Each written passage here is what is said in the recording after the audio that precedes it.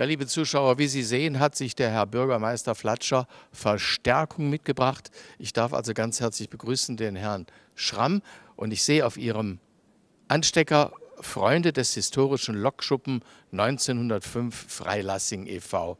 Sie sind also verantwortlich, dass das hier in diesem Museum alles funktioniert? Ja, also auch grüß Gott, freut mich, dass Sie da sind.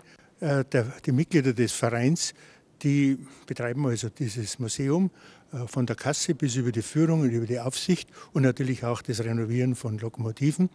Und ja, da habe ich also eine ganze Menge von Freunden, die also mir mithelfen, ehrenamtlich und mit Freude. Ja, liebe Zuschauer, wie gesagt, wir sind hier in einem wunderschönen Museum und können Sie sich vorstellen, dass man aus 79 Tonnen Stahl etwas sowas Schönes machen kann, wie wir hier zu sehen bekommen. Und das schauen wir uns jetzt mal alle drei von innen an.